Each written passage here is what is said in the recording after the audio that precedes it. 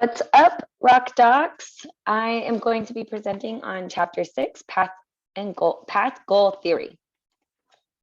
Path goal theory is really based on this large idea around motivation, how we motivate. It has a couple background research pieces that we'll go into in just a moment, but it's really looking at how we motivate based on who's following us as a leader and the task at hand. It does require the leader to be versatile between people and personalities, enhance followers' goals based on the followers' needs. So understanding what growth looks like to them, what opportunity looks like to them, and what does job satisfaction look like to them. So the ability to design and facilitate a healthy environment by clarifying the path and removing obstacles. So really detailing what that pathway to their next level looks like, and really being able to understand and anticipate the obstacles that might come up. We also have the infographic here that shows a visual of what that the path goal theory looks like. So we have the follower on the left, goal on the right, the pathway in the middle. So the leader is really in charge of that gray area. So what does that path look like? Making sure it's clear and anticipating those obstacles and really guiding them and helping them through those obstacles as they come up. A little bit more on path goal theory and its focus on motivation. According to House and Mitchell, leadership generates motivation when it increases the number and kinds of payoffs that followers receive from their work. Now, it's important to know that each follower has a different perception of what payoffs are, perception of what kind of payoffs they want, what brings job satisfaction, for example. Sometimes it's money. I think we all want more money. But what are the other pieces of a person's job looks like that brings them those payoffs that make them think, okay, I feel satisfied in my work. I feel like I'm enjoying my job and I feel like I'm able to grow here. Path goal leaders focus on defining the goal, clarifying the path, removing obstacles, and provide support to get there. This helps create a healthy environment that motivates the team. Is this starting to sound familiar? Well, it was to me too. We're all reading the book called Switch in our 709 class, and it really talks about the rider, elephant, and the path. So one piece that stood out to me is if you are reaching the elephant but not the rider, you might have a lot of passion, but not a lot of direction, or vice versa. If you're reaching the rider without the elephant, you might have a lot of ideas and in a pathway and what you want to accomplish, but you don't have the passion. You might be getting burnt out. You might really not have the motivation to actually get these tasks done. So it's really important to have both. I really think this is a switch on a broader perspective, oh my God, what's the word I'm trying to say? In a broader sense, as I have written here, or broader perspective. There is a chart that goes with the path goal theory. You'll see 3 different columns that are very important things we need to consider. The leader uses an approach based on the follower and task characteristics. Now, I'm not a math person in no way, shape, or form, but for some reason, this equation popped in my head. Follower plus task equals leader approach. You'll notice on the right-hand side, we have on the far right is the task characteristics. For example, ambiguous, unclear roles, complex would be under the directive leadership area. The follower characteristics would be dogmatic, authoritarian. If you have those combinations of follower and task characteristics, then it's recommended that you use the directive leadership approach, which is one that really provides more structure for the follower. Now, depending on those characteristics of your task and the follower, you're going to have a different leadership approach. We have the supportive leader approach, which provides more nurturance. This is for our team members that maybe need more satisfaction in their job. They want more human touch.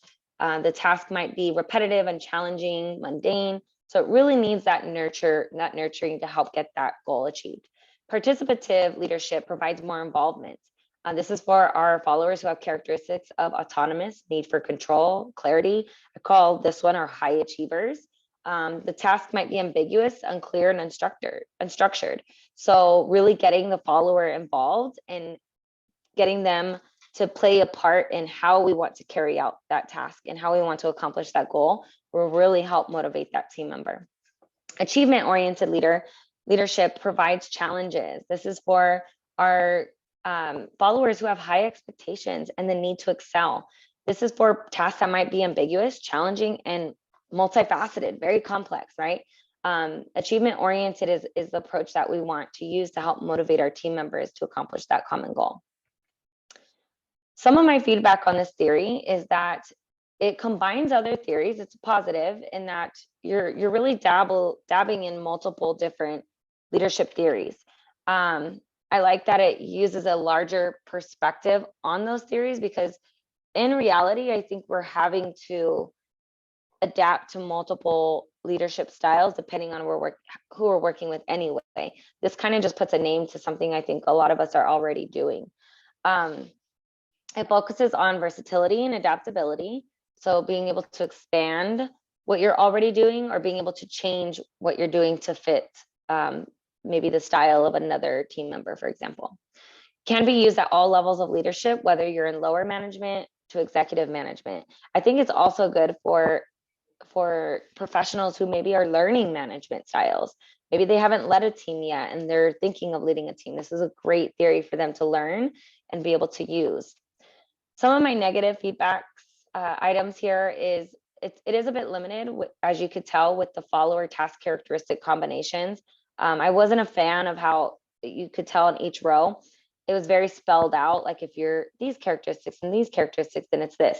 I think there could be a lot of crossover between task characteristics and follower characteristics, and how we can maybe choose an approach that may not be in that row, but we might be able to use we might think another approach is more acceptable, or is a better approach to use, right? It lacks emphasis on the need to be genuine, importance of being an authentic, versatile leader. Now, when I say you have to be able to change your communication style or change your personality in a way to match that of your follower, it might sound like, I can hear like maybe a younger professional or a younger person saying, oh, you have to put on a fake person, the fake version of yourself to match others. It's not fake. I think there is a way to really learn about that other style, like that personality style of your team members, understand it so that you can then match it, not necessarily be that person, but be able to communicate with them in a way that they appreciate, and in a way that makes them feel understood and heard. And so I think, although you are having to navigate multiple different approaches and styles of communication and leading, there is a way to be authentic about it. In my perspective, I really thought about this idea of being an actor and an actress. Now, when you think about being an actor and an actress, you might think, oh, you're just playing a role, it's fake. Well, think about the career in itself and what these professional actors and actresses actually have to do in this career, right?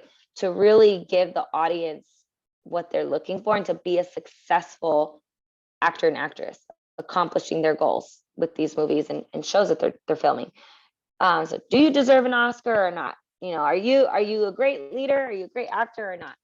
Now think about this question for a moment. What qualities and traits do you believe make them a great actor and actress? Think about your favorite actor and actress and what makes them great.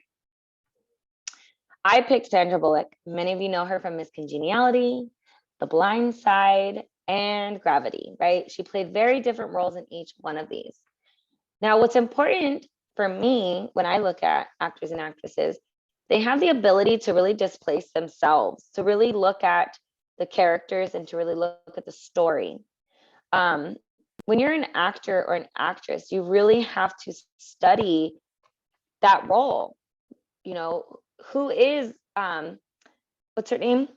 Her name is Gracie. I can't remember her last name right now, but Gracie in the show, she plays Gracie at least. I don't think it's her real name. Anyway, you get the point. Who is she? And how can Sandra Bullock thoroughly play this position? Well, she has to understand that role. She has to learn every piece about it, every complexity. She also understands who she's working with, who are her co-stars, and what is that relationship supposed to be. The other one is The Blind Side. This one was, yeah, it was based off a true story. So I like this one because she really had to dive in and learn the story, right? I think we've all seen a movie that was based off a true story and you're like, wow, that didn't really give the story justice. It could have had better acting, or it could have had a better storyline. And some of them, they're really great. And you're like, wow, that was such a good movie. I could totally see, I feel like I've gone into past and been able to experience this there because of the level of acting, and the actor or actress has really taken the time to understand the storyline and understand their role and what they, their audience, what they're looking for, and how to really deliver the character. Now, just a thought, hear me out. The audience would be the follower, the storyline would be the task, and the character would be the leadership approach, right? So understanding who's watching this show and how can I meet them where they're at and deliver according to their expectations. What is the task at hand? What's the storyline? And am I able to accomplish that? Am I able to provide the storyline that they need? And then once I'm able to understand those two things, then I can develop myself as the character in this movie or in this TV show, which is the leadership approach. In case study K through 12, we have Nancy, who was a superintendent of a public school. She was very passionate about preparing high school students to leave high school and go on into the workplace. She noticed that a lot of the high school students were graduating and they were not career ready, and they weren't really moving on successfully after their high school graduation. So at the same time, her district has found financial resources to help her in her district. She decided it would be a great idea to utilize her funds to maybe focus on creating some sort of programming geared towards post-high school graduation and job placement and career readiness. Now, she had a conversation with someone at a university, I believe it was the president or some administrator at the university, and they basically told her, hey, we have this piece of land, but we don't really have the funds to do anything with it. What if we give you this land and you use your financial resources to build a facility that you can focus on this school that would then establish a curriculum to help accomplish your post-high school graduation success program. And then in turn, the university would use the facilities in the evenings and in the weekends to offer college programming. Now, great idea, but she had a lot of stakeholders involved. She had the school board, the teachers, and the district. The questions that were around this case study was, what were the different leadership approaches that she would have to use based on who her stakeholders were. Now, the school board is very high achieving. They have a need to excel. They have a need for approval from the public eye, right? So in this scenario, this would be an achievement oriented approach, because she really has to show the school board, maybe some data, maybe some numbers that supports this idea of, hey, we need this program because it's going to show student success. It's going to help students be successful after high school. The teachers, she might use a more participative approach, because teachers are very high achieving. They're very autonomous in that they run their own classrooms. But the task at hand can be a bit ambiguous and challenging, because the teachers are concerned that, we're going to have to learn a new curriculum. Like, how's that going to work? Are we going to have the support? Are we going to have the time for training? Are we going to, how is this going to work? So I think using a participative approach is very important for teachers to be involved, have their involvement, and you also as the leader to show by example and to be involved in that process. The district and students, I believe, was the supportive approach. This is for our need to be affiliated with the community, maybe. Maybe they're used to changes happening in the community. So this change or task might come up as repetitive. Oh, we have another plan we're trying out, right? It might seem mundane, repetitive in a way. So using a supportive approach will help the leader really check in with them, help the follower feel understood and really checking in with them all throughout and feeling that support all throughout that task. Now, overall, all three of these stakeholders have a common goal of student success. They want to help their students graduate and be career ready. So I think the important piece is to look at who you're talking to and identify what's important to them, those characteristics, right? And lead with that. I think that is how Nancy will be most successful. The second case study is in higher education. We have Peter, who is the chair of the technology department at a state school. Peter has noticed that a lot of their faculty has not really been involved with any research that has been awarded grants lately. And they need this grant money to be able to develop their program, further develop their programming in the technology department. A lot of the faculty have been focused more on their personal research projects, but overall this has affected the ability to advance their department and their programming. Peter has expressed this to Dean Mannion. As I was reading this, I kept almost saying Minion, by the way. Dean Mannion, and Dean Mannion and him have just not seen eye to eye for quite some time. They have different opinions on what the goals of the department are, and they really just have not worked very well together for a while. So when Peter expressed this to the dean just didn't really pay any mind to it. Peter decided, you know what, I'm not feeling really supported, so I'm going to create my own plan and just go with it. He wrote up a plan to maybe propose for the technology department to move to a different college and invited some faculty there to discuss his plan, sent a letter to them with the proposal. Some of the faculty were very excited about it. Some faculty were not, various reasons why. But what ended up happening is word got back to Dean Mannion, and Dean Mannion was not very happy about it. So he ended up removing Peter as department head of the technology department. So some of the questions here were surrounding of whether Peter did the right thing as a leader. Is there anything he could have done different? Did Dean Mannion do the right thing as a leader? Is there anything he could have done different? Now, overall, I feel like before I get into the leadership approaches and path goal theory, this did remind me of the Rock the Boat reading, Tempered Radicals, from one of our other leadership classes. And it talked about this idea of why a professional might want to challenge the status quo, which I really think that Peter did this. He saw a need for change. He didn't feel the support he needed, and he kind of just rocked the boat a little bit by writing this proposal and not really telling his dean about it and going behind their backs and trying to get some people on his new team, right? He rocked the boat. I think that it's necessary to rock the boat every once in a while. I think if you want to challenge the status quo, there is a time and a place for it, and there's definitely a way to do that. In this scenario, I think Peter could have done a better job at communicating with his dean his intentions, maybe creating that proposal and giving it to his dean at least, right? Using that chain of oh my gosh, what's the word I'm looking for? Chain of communication chain. Yeah.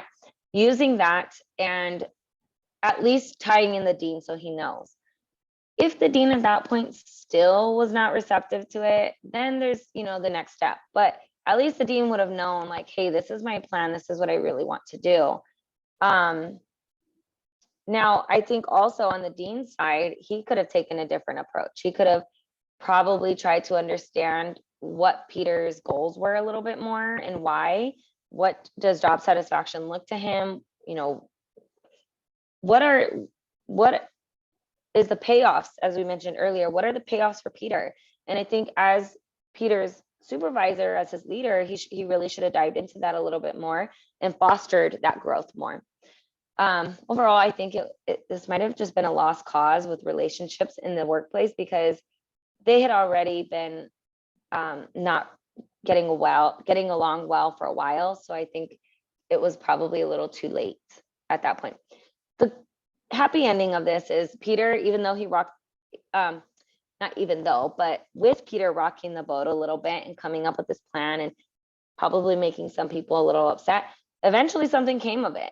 They were able to take the technology department and put it in a different college, and Peter was able to go with that new college and be the head of that department. So I think you really do need to identify the characteristics of your followers, know the task characteristics, because you could lose people, right? You could lose very quality people if you're not taking into consideration who they are and what motivates them and what they need in their job to grow and be satisfied. My problem of practice is around transfer student onboarding and transition into Edson College. So I'm looking at bettering our processes with transfer students advancing into our college, their first semester at ASU, and being able to connect or come up with processes that will better connect transfer students to majors that will maximize their transfer credits overall, which in turn, long term, would allow them to graduate in a more timely manner. My application to this is the 3 steps: look at task characteristics, look at follower characteristics, and then implement your approach. In my example, I implemented transfer student exploration. I use this as an example: implement transfer student exploration advising appointment. So this is a new style of an appointment that I'm considering making. It's very unstructured and challenging. It's unstructured in that in an advising appointment, just like in a teacher lesson plan, it's really up to you how you deliver that, how you want to deliver it. So it's unstructured in that you can, here's our goals, here's the things that need to be included, but it's really up to you to develop how you want to deliver that. Challenging because it can be a challenge to implement something new, and it does require a lot of input. And the follower, for my example, I used just a mock person, is autonomous. This advisor is autonomous. They need clarity. Needs purpose, and they want to understand the why. So they're heavily involved. They want to know the larger reason behind this change. I would use participative leadership in this example because, well, this team member is very involved and they want to understand the problem more. They want to help develop it, and they're high achieving. So getting them involved is really a positive piece to their development and giving them a sense of ownership. And then also being involved as a leader. You want to lead by example. So maybe giving an example of how you would do the appointment on your own. So allowing others to really see that example will help.